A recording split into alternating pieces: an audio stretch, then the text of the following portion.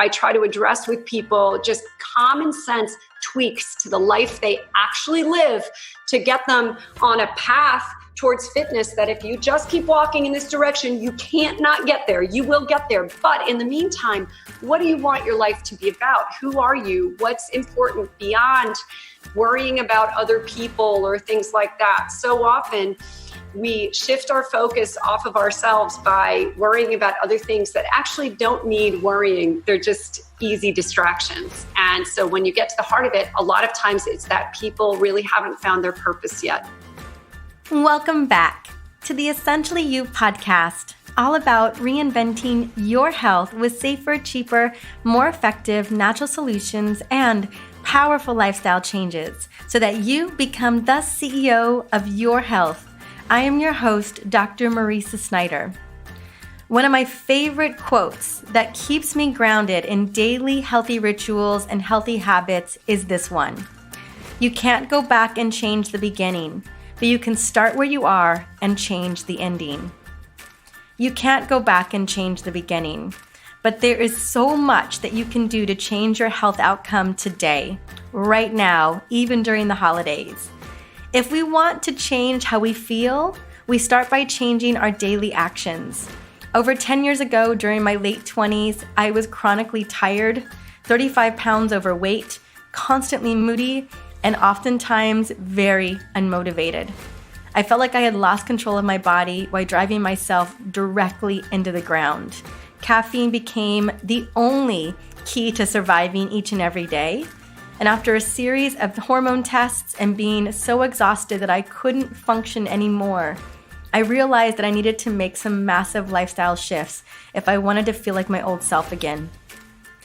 And I so desperately wanted to feel like myself again, at least what I remembered I could actually feel like. Have you ever felt like you don't even remember what it feels like to feel really good? You just know that you used to feel better than you do right now. It was an understatement that I was ready to open new doors. So I started with ease and grace because that's all I had energy for in the beginning. I started with simple changes. I began eating more plants and cooking at home each night. Green leafy vegetables and green smoothies became my staple because they were so easy to make. Then I focused on yoga, dance, and fun exercises that I enjoyed, and I got rid of the exercises that I hated. I created a morning routine, and my stress levels began to decrease, my energy levels increased, and the excess weight began to slowly come off, and I began to feel like myself again. Changing your habits to open new doors doesn't have to feel overwhelming. It's all about starting with 1 or 2 rituals and habits that feel good to you. Over time, you will love these new changes and want to bring on more. Now, if you're looking for ideas on how to boost your energy with some simple ease and grace rituals, including my favorite energy boosting green smoothie that I don't know how I made it throughout the day without it. I created a simple energy boosting cheat sheet with all of my favorite energy boosting rituals. And these are rituals that are literally 1 to 3 minutes long. Some of them are so simple and so easy to implement that you can do them today. Now I'm sharing my top 10 that I've used and shared with thousands of people in my community. These rituals will take you from feeling like a zombie to a rock star in a matter of minutes. Now I have the link to this wonderful little cheat sheet in the show notes for this episode, which is episode 150. And I just want to take a moment and just celebrate episode 150. It's such a big milestone. And today I'm excited to bring on Andrea Marcellus to share her truth about never needing another health-related New Year's resolution. It's going to be such a fun conversation to have. But before I bring her on, I want to pause for a second and take a moment and thank you for your amazing support of the Essentially You podcast. I cannot express how deeply honored I am to serve you and bring on guests that I think you will gain value from. This podcast is about opening new doors for women who may have thought they were shut. Each episode is designed to move you closer to feeling your best in your body, no matter where you are in your journey. The other big mission of this podcast is to shed light on the biggest women's health issues that sometimes get ignored. You deserve to be heard, seen, and supported. And I know the best way that I can do that is by offering you insight into how your body works, let you know that I believe you when you say something isn't right, and offer knowledge that may help you get to the root cause sooner than you would have going the standard route. Later this week, the Essentially You podcast will hit 1 million downloads. We are so close. Only 6 months after hitting 500,000 downloads. And it's thanks 100% to you for sharing these episodes and interviews with women that matter most to you. Every single day I hear from new listeners who were recommended by you via iTunes, Instagram, even text messages. I know that's how I love to share my favorite podcast episodes and books, is I just text message my friends after taking a screenshot. Let's highlight one such listener now. Anna from Mesa, Arizona wrote via Facebook a couple weeks back. Your mini-series on our menstrual cycle was so mind-blowing. I had no idea that when I bled during my period, while being on the pill, that it wasn't actually a period. I've been on hormonal birth control for over 10 years and no one said anything to me. We are wanting to start trying for a baby, and thanks to you, I am getting off the pill and getting my body ready almost a year before we want to start to really try, just to make sure my cycle is regular and my hormones are back on track. Well, thank you so much for sharing your win and aha moment, Anna. I am so happy to shout you out today. As a person who struggled with my periods and birth control pills, I completely relate to your journey so much. Now, if you're listening, Anna, I would love to gift you a signed copy of the EO Hormone Solution book with a personal note from me. Just reach out to me on Facebook, where you found me originally, or on Instagram at Dr. Marisa, and we will get that book to you very soon. Now, if you are listening, well, thank you so much for tuning in. As I mentioned earlier in this podcast, this entire podcast is about giving you the answers that you deserve about your body. And if any episode or interview has helped you in any way, I would love to shout you out too. You can reach out to me via Instagram, Facebook, or the gold standard is simply review this podcast on iTunes or whatever podcast platform you plug into. That way, we continue to open the door for women to get educated, feel heard, and feel seen on their hormone journey, and help them become the CEO of their own health. I'm now excited to welcome Andrea Marcellus to connect with us about creating sustainable, healthy habits. But before I do, I want to sing her praises. A decade-long fitness expert and lifestyle strategist, Andrea Marcellus has expertly guided clients to personalize health, utilizing her own unique, actionable set of principles to ramp up every area of their lives. An advocate for working out less and treating food like a friend, Andrea is living proof that maintaining long-term health doesn't have to be hard. She details her 5 strategies for living happier, healthier lives in her book, The Way In. At the same time, her fitness app and life helps busy, driven people create and integrate personalized long-term fitness solutions into their lives. Let's welcome her onto the show.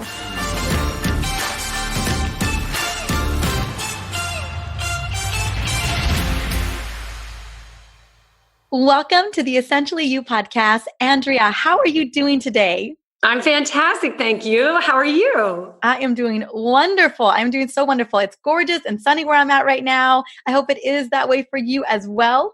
And I'm so happy to be having this conversation because, as we are recording this, about to be Thanksgiving, about to be the holidays. And let's be honest, things go off the rails big time for people at this time of the year.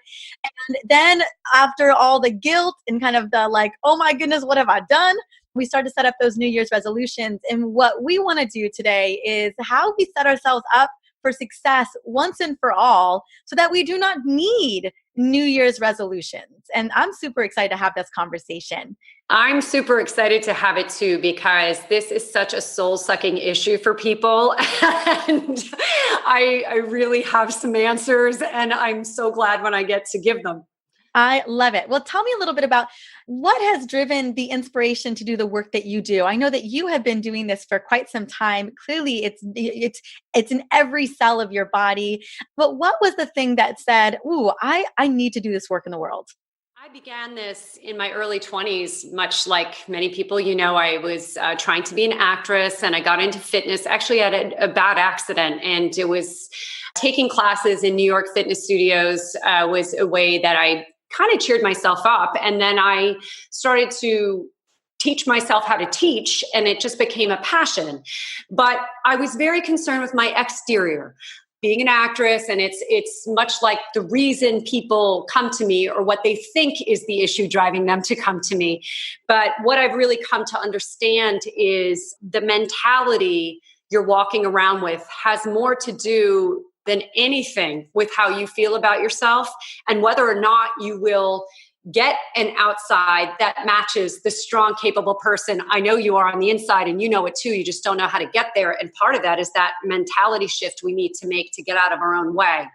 And I walked the path everybody else is walking, the really hard, calorie restrictive, grueling workout, good and bad foods path for the first 16 years of my career. And I could only get myself so far, and I could only get my clients so far. And, I looked better. I was strong. I was all sorts of things, but I was nowhere near what I thought I would be for the amount of time and effort and attention to the subject and being good. And finally, about 10 years ago, just said, this does not work. And it's miserable. Like you're saying no thank you to things all the time. You are criticizing yourself all the time. Every time you pass a mirror, every plate of food, everything is self-judgment all the time about an exterior, not about what you actually do and contribute in life, which is far more important. And so I threw everything I thought I knew out the window. I created a different way, and I shrunk. And it was doing less of everything. It was a much more moderate approach featuring what I call body kindness. and, I got myself there, and then I started doing this with my clients, and I really honed a method, and it just works for people. And when you have something that works and it's super individual, and I'm not telling you to be me or to be anybody else, I'm guiding you to figure out what's right for you. That is how we will get results that last. That's how we will get this conversation to be over for you for the long haul, so that you can really spend your life on more important things and things that really are of deep value to you. And once I kind of had this figured out, I'm like, this is a gift, and we must help free people from the prison of their own mind and their own self-judgment. So what I'm hearing so much, and one, thank goodness, that incredible journey to that self-discovery is such a big win and big aha moment. And then being able to translate that, because you probably see that in a lot of women and a lot of the clients that you have worked with. I would say that so many of us think that we need self-discipline when we really need a lot of self-love. When you're working with people out the gate, and you're seeing that a lot of us have fallen into the cycle, right? Of kind of starving ourselves, living off of carrots or celery juice, whatever that may be, and working our booties, in multiple classes. What are some of the real deeper seated obstacles, the deeper seated concerns that you see in those clients, in those people? Well, I think, everybody has their own journey and their own pain and their own hurts and whatever. And certainly in my case, sort of attacking my exterior was something I could do in a day. And it's something you feel like you can control, or if you just do all these things, the math should add up. But the fact is, calories in, calories out, and your Fitbit, your whatever, and I'm eating this, it doesn't work because of, and this is your specialty, hormones for one reason. And, it's really, you're a human being. You're not a mathematical equation. You cannot spreadsheet yourself. So, how hydrated you are, how tired you are, if your in-laws are in town and stressing you out, if you're like, all these things affect your metabolism.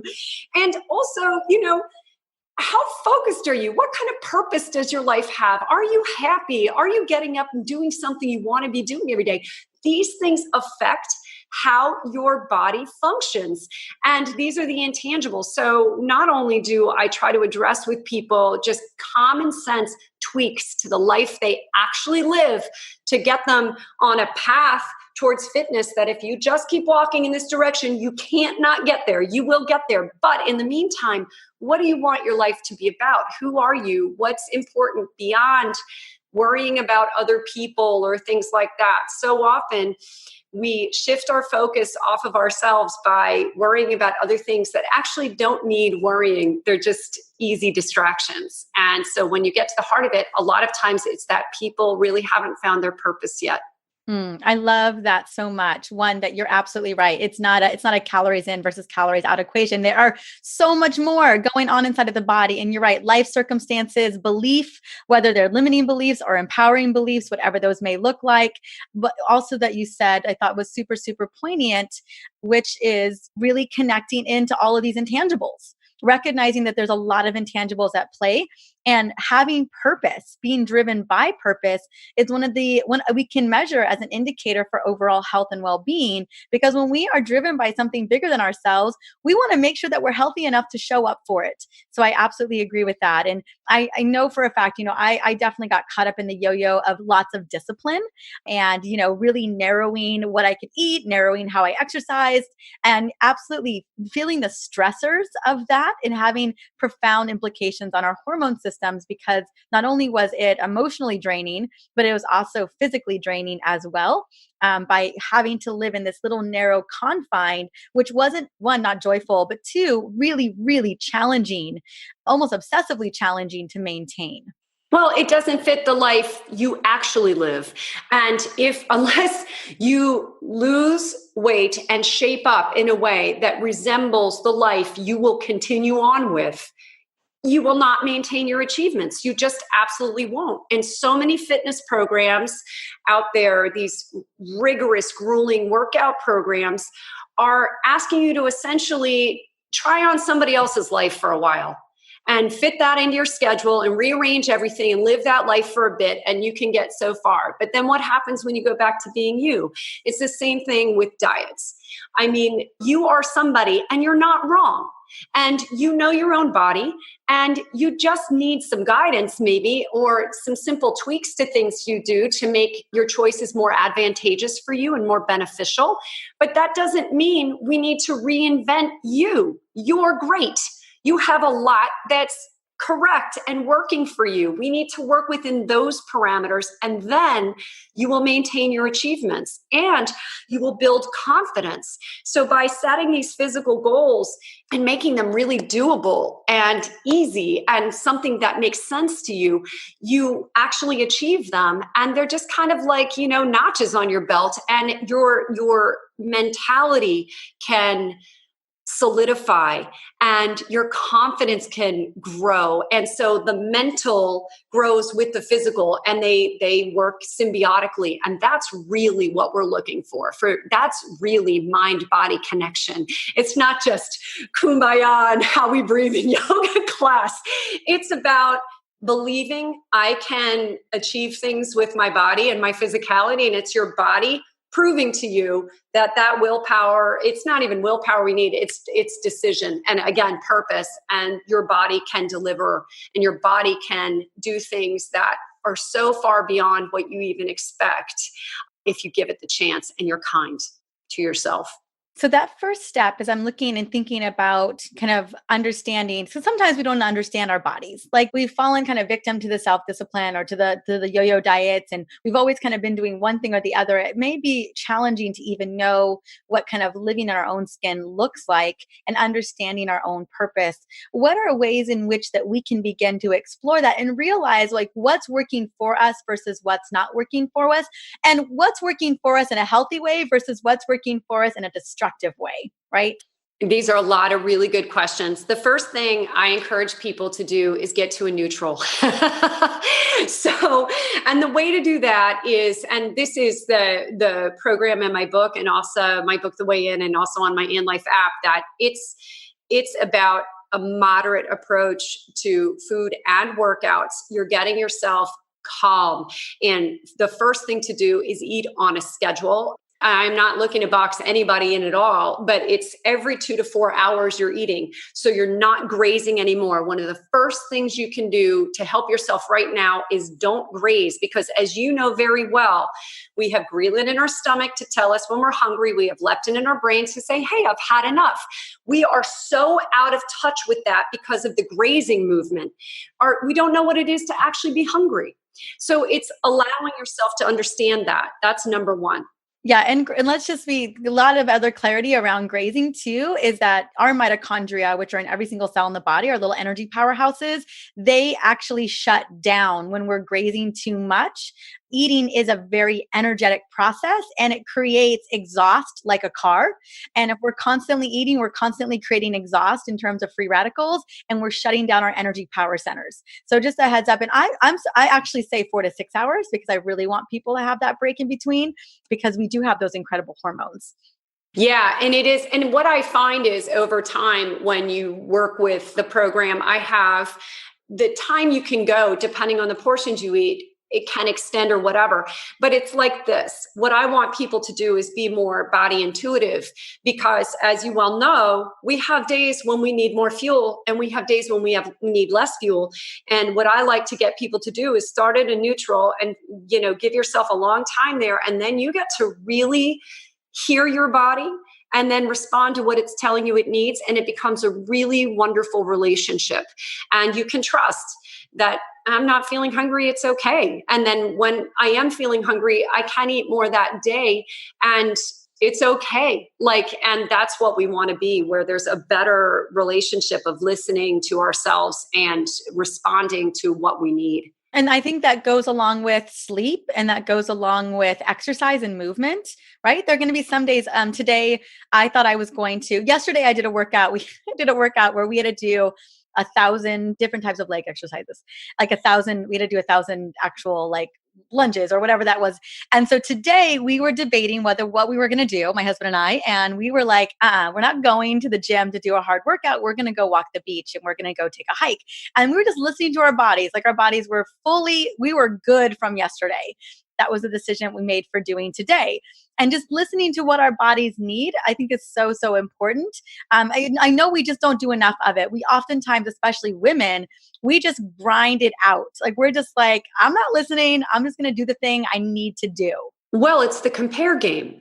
So it's too much information, too much messaging, and that we don't trust our own inner voice. And we're looking around and going, well, there's the skinny girl in spinning class. What does she eat? Kale pops? Okay, I'm going to live on kale pops now. It's part of it's the compare game, and where you lose touch with yourself and your own grace and your own intelligence. What works for you or what doesn't work for you. But the other thing is this myth that's being messaged to us about workouts right now and grueling workouts. You can choose to do 1,000 leg exercises in a day. I would never do that. That might feel good to you. But for me, the baseline I get people to is 20 minutes of getting your heart rate up a day. And however that is, some days that's a brisk walk. Some days, and on my In Life app, I have a lot of what I call micro workouts. There's 7 minutes at your desk at the office. You don't even have to change clothes. There's the kitchen counter. You have something in the oven. It's 12-minute bar class. And you're trying to get your heart rate up for a total of 20 minutes a day. And mostly you're trying to activate your life. So I count standing. That standing is a goal every day. You want to stand for at least 60 minutes and then you try to get to 90 minutes. And once you get to there, much like we were talking about the food timing can adjust and change. I stand for hours in a day now. It is uncomfortable for me to sit for long periods of time. And that's where we want to be, where for your body to be active and tell you, I need to be up and around, for that to be the natural, for that to be the default, not for your body to be in an inactive, receptive state all the time. That's not engaging in life, either mentally or physically. And we want to be in a place where we're ready to engage, ready to receive, and ready to respond. And so really this principle of workouts that are super grueling, every now and then we love to push ourselves, and that's fantastic. But what I like to try to do is get the bar to be somewhere where we can be consistent, because consistency is what wins the fitness game, and consistency in what works for you. And you'll level up because you'll want to, not because of some arbitrary program that was thrown at you and you see the other people doing it, so you try to do it too. It's listening to your body and leveling up as it excites you and it feels good. That challenge you and your husband gave yourself yesterday, that felt good to you. You were excited. That was a number, you wanted to hit it. And that's where we want to be with our workouts. But we want to be careful not to overdo it. Today is a great choice, because when we overwork out all the time, aside from overtraining issues, which you understand well, and they shut your body down just like overeating does, but they also make you need to eat more regularly. And then people end up in this vicious cycle. And this happened to me personally in the beginning of my career. So I know this one well. So you're working out so much trying to be lean. And then you're doing these grueling workouts that require you to eat more to sustain the workout regimen. And what you do is, yes, you're developing muscle, but there's just this layer of dough that never goes because you are still eating so many calories. And often what you've done is these workouts are too hard and they've burnt all the glycogen out of your muscles. That's your muscle sugar. And it makes you feel funky. It's like, have you been to a too hard spinning class or a too hard yoga class and you feel really funky after, and then you go and you start to like drink energy drinks, or you end up eating more all day just trying to feel normal. You know you've overdone it. And so that's why we want to try to find what's moderate for you with maybe some high intensity intervals or some pushes, but something that won't upend the portions you need to eat, because nutrition is number one in the fitness game, and consistency with your exercise. I mean, nutrition is number one in that wellness game. It's the number one thing. I know a lot of people think that they can fitness their way into being healthy, and it's really about what you put into your bodies in terms of nutrition that's going to be the game change. I absolutely agree. You can absolutely get stuck in a cycle where if you're working out too hard, you're having to eat too much, and that completely throws things off. 100% believe that. So I love the idea of, figuring out what feels good for you so that you're able to nourish yourself in a way that feels in alignment. And you know what happens too? It sets the bar so high. And, this is one of the reasons, I'm encouraging people right now to start this program right now, like end 2019 strong, like make a few adjustments right now. Don't wait for 2020, because when we do these New Year's resolutions, we set the bar so high for ourselves. We, again, take 2 steps too far away from the life we actually live, and then it's unsustainable. And that's why, the New Year's resolutions don't work. You're working out too hard. You're trying things that are too far into you. You're all of a sudden making 12 new meals a week like you're a test chef on the Food Network. I mean, this isn't you. This isn't your life. And you're feeling gross after the holidays and you want to make a change. And what I encourage people to do is, hey, why don't you impress yourself by being more moderate through the holidays or during very social times? Same in the summer, it becomes a much more social time. Find a way to be more moderate, more consistent with your workouts, lower the bar, make it attainable every day, make your goals attainable every day, and you'll see you never need a resolution again. It's so true. I mean, absolutely. It's really a mindset shift, for the holidays. The holidays don't have to blow up in your face. The holidays don't have to sabotage you the way that we've given ourselves permission to let it do so. For us, the holidays, we still maintain all of our workouts. We maintain moving every single day, and we're really, really mindful about what we eat as well. So the holidays never take me by surprise, and they never throw me off, mainly because I think it's just a matter of deciding and choosing in. And I know you talked about, it's not about discipline, it's about choosing. It's about deciding how you want to treat your body. And for me, my vision is that I'm always taking care of my body. I'm always honoring my body. And by that, I'm not putting a bunch of crap in it that my body's like, oh my God, what are you doing? What's so interesting is that feels good to you. It's actually beyond a choice now. It's your preference. And so where I start with people is often people are not there yet. Oh, I'm not saying people are there. I'm just speaking about my way of operating. Yes. I know my people aren't there. But where you are is a beautiful, great place to be, because when it is your honest to goodness choice to eat simpler foods and to make sure you move every day, like that's the goal. That's the holy grail. And what I do is, and what's so different about what I do, like on the cover of my book is a pizza, a steak, a glass of wine. There's oatmeal and some fruit, but I mean, because in my approach, nothing's off limits. With Hashimoto's thyroiditis, which I have an autoimmune condition, those are all off limits for me. Well, but it's off limits for a medical reason. Yes. And a lot of my audience is very much in that boat. We're like, we have to make those types of choices because we are dealing with a condition. The point I'm trying to make is that when you have a medical condition that's created parameters for you to work in.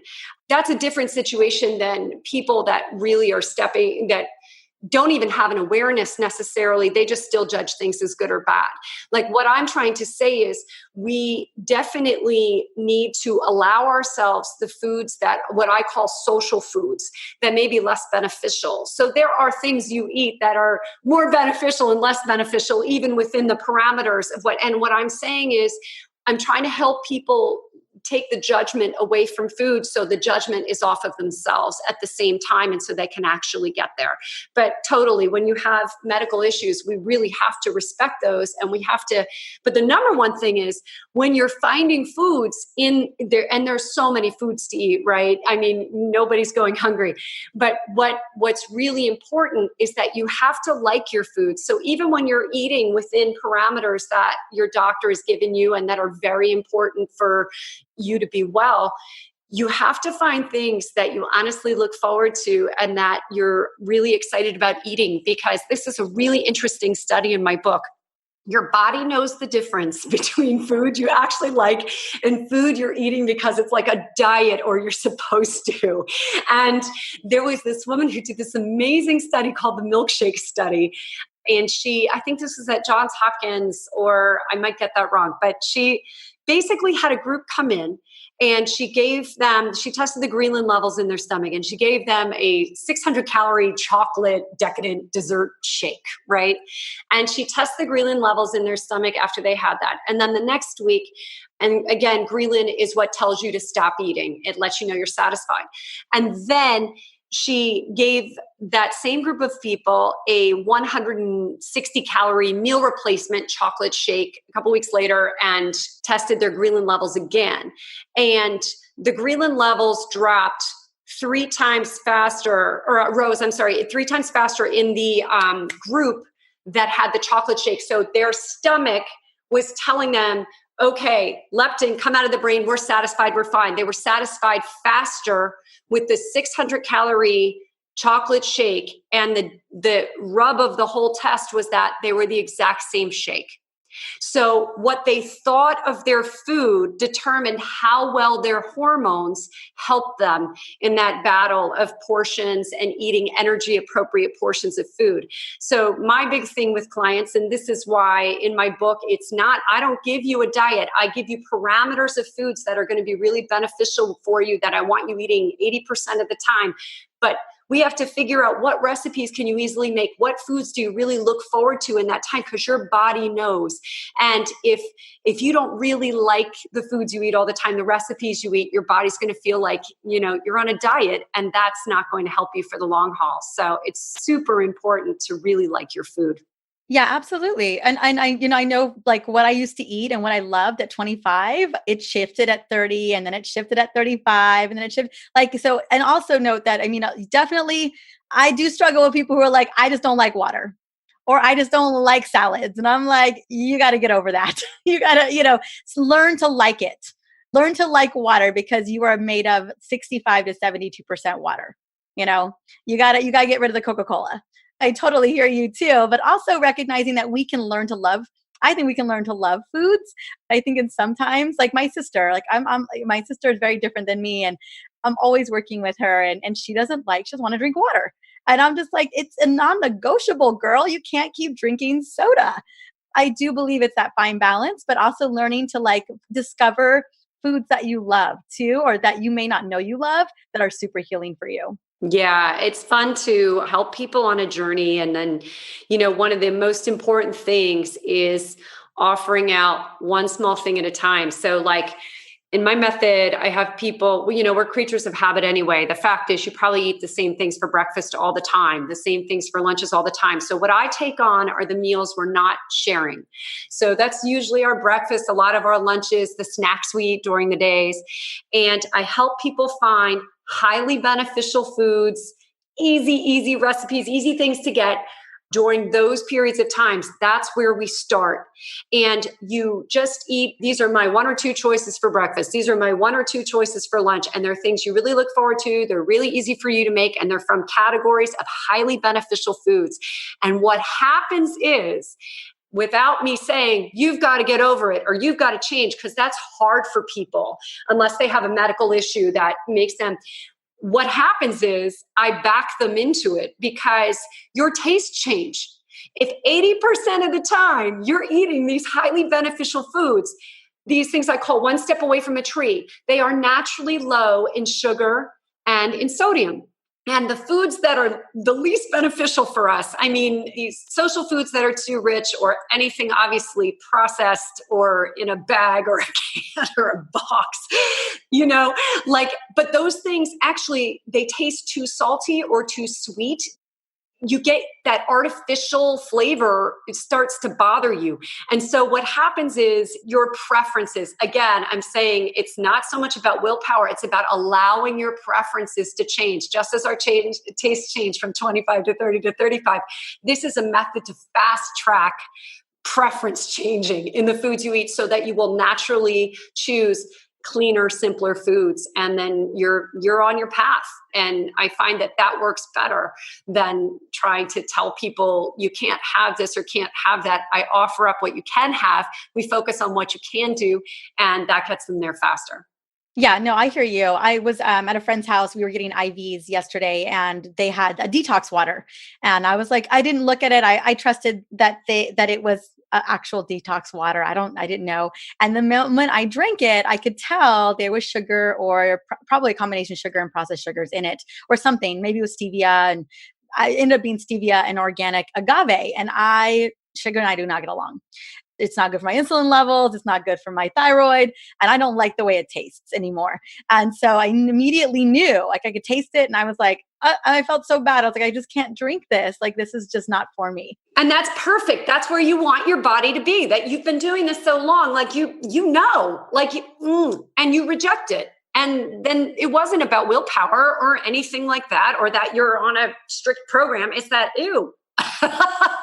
It just tasted ew. Absolutely. And it totally takes time to get there. And I love that you've got an approach that helps people like go from wherever they're at to kind of slowly easing into a more nutrient dense way of eating, because that's truly nourishing the bodies.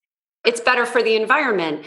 But if you tell people, like, it's so much about the messaging, isn't it? It's so much about what we tell ourselves, and it has to always be in a positive way, but we all get there. It's so true. It's so true. Is there more so like listening to the body, a couple of tips on how do we tune into that inner dialogue, that inner voice regarding, kind of making these choices, knowing what kind of workout to do, knowing whether we need more sleep, knowing what kind of foods we should put into our bodies. Are we just constantly checking in with that inner pilot light?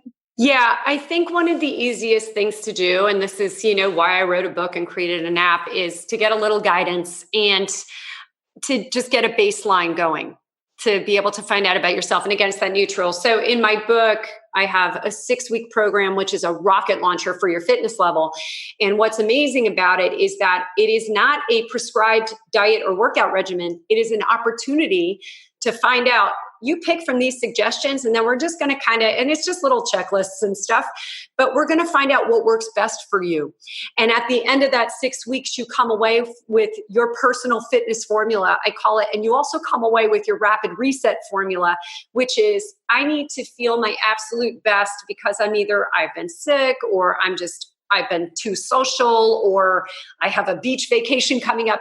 That's something we know. These are the best of the best, the cleanest and middle level workouts that aren't going to be taxing on your body. That's the quick program, but that's not the lifestyle. The lifestyle is what we learn about you during that time. And during that time, I have a few days where we see how grains affect you. We have a few days where we see how dairy affects you. We have a few days where, we find out how people are enormously inefficient at digesting fructose, as you know well. Well, yeah, if you got a clogged liver, you can't break down fructose.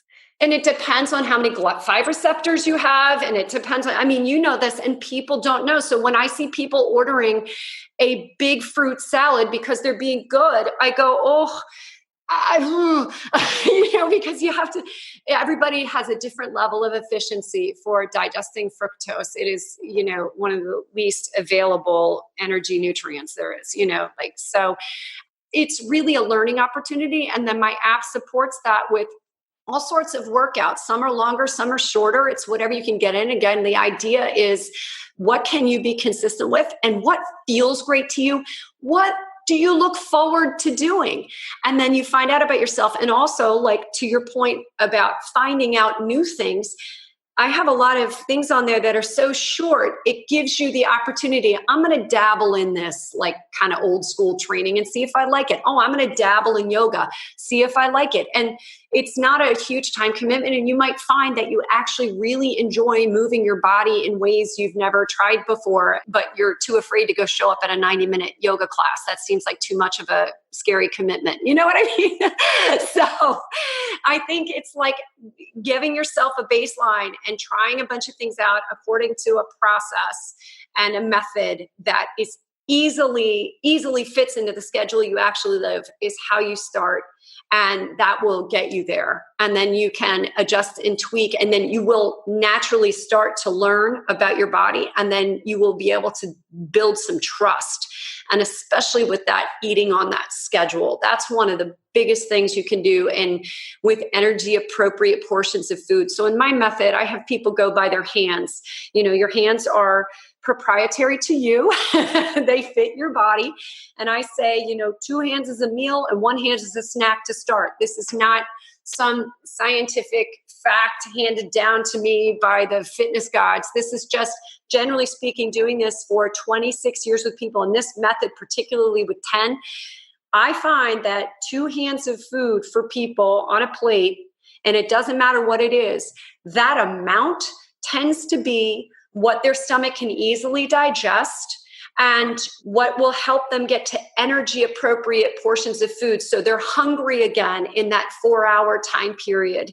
And they really start to get a metabolism that's working for them and also a digestion that's working for them. When we overload our stomach, as you know well, the stomach cannot churn. We can't do all those pre-digestive functions quite as well as when we have appropriate portions of food for us, for our body. So I try to help people find what that is for them.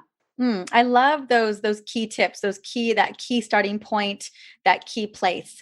Andrea, honey, where can we find you? I know you mentioned your book. I know you mentioned your app. Can you tell us a little bit more about that? So my book, which I have right here so you can see it, this is The Way In, 5 Winning Strategies to Lose Weight, Get Strong, and Lift Your Life. This is available everywhere books are sold. So wherever you get a book, you will find this. And my app, And Life, is available on iTunes and Google Play Store. And they really support each other. So they're designed to work together. The app will help with that 6-week program in the book with recipe ideas, really simple, quick recipes. This isn't, Top Chef. This is, I'm a busy person trying to eat nutritious foods quickly. What do I do? And so there's a lot of recipes in there. And then the workouts, again, things that can actually fit in your day all the time, no matter what. And we have a lot of options like that. And then the app has a really unique purpose to it that's different than any other fitness app. It's about ingraining these habits, these 4 daily goals I give you. One has to do with the food strategy, your portions, your schedule, and eating these beneficial foods 80% of the time at least. One is your hydration strategy. We're watching the caloric drinks in our life so people aren't getting too much sugar that way, in addition to trying to get 8 to 10 glasses of water and non-caloric beverages. And we're looking to stand 60 minutes every day, and we're looking to get your heart rate up 20 minutes every day. If you can hit these daily goals, you can really get there. And I have challenges in the app. You can challenge yourself to hit them for just 1 day. You can level up to 3 days. You can level up to 5, 7, and on and on. And when you do these challenges for yourself, you really give yourself an opportunity to commit to creating a baseline. And then eventually you won't need them. And you can just do them just to keep honest every now and then, or to just give yourself a boost every now and then. So the book helps you learn about yourself, and then the app helps you turn what you learn into life-changing habits that will release you from this burden forever. Awesome. Thank you so much for coming on and sharing your brilliance and your expertise. And I just love so many of the ways in which we can start just getting going and understanding our body better, and that you've created such beautiful tools for us to be able to do that. I really appreciate that. And I really, really appreciate what you spend your life and time on, because it is so important to really start respecting our individual hormone systems, and we are scratching the surface on that knowledge, and what you're really doing with your life and time is so crucial and valuable to all of us. So thank you. Thank you so much. Well, have a good day, honey. It was such a pleasure. Thank you. Are you ready to throw out your New Year's resolution for 2020? I felt like Andrea made a great case for casting aside healthy New Year's resolutions. Personally, I am not a fan of New Year's resolutions. I absolutely love to set intentions, and I also love to pick a word that I'm going to embrace for the new year. And I already have my new word for 2020 in mind, and I can't wait to share it with you as we get closer to 2020, which is just a couple weeks away. Now, if you're feeling inspired to learn more about how to create amazing sustainable changes, check out Andrea's book, The Way In. You will find her 5 lifestyle strategies to create the body that you want. It's going to be in the link for episode 150. Also in the show notes will be my top 10 energy boosting cheat sheet with super easy ways to boost your energy starting today. I know you're going to love some of my absolute favorite rituals, my green smoothie recipes in there. I have some essential oil recipes in there. It is such a wonderful guide to get started and boosting your energy today, especially during the holiday season when things can feel so stressful and just a little overwhelming with all the to-do lists you've got going on. Now, both links will be in the show notes for episode 150, or you can go to the website, drmarisa.com/podcast. And I just want to say thank you again for stopping in and listening to the Essentially You podcast. On the upcoming episode, I am coming back on a solo to share my top healthy holiday eating and stress hacks. These are rituals and tricks that have been lifesavers for me for many years, and I'm so excited to share them with you. Yes, they're going to be simple. Yes, they're going to be easy to implement because that's what I'm all about. Plus, we're going to be celebrating 1 million downloads and have a fun giveaway. So you're definitely going to want to listen in on the next episode as we celebrate and I set you up for success. Until then, have an amazing day.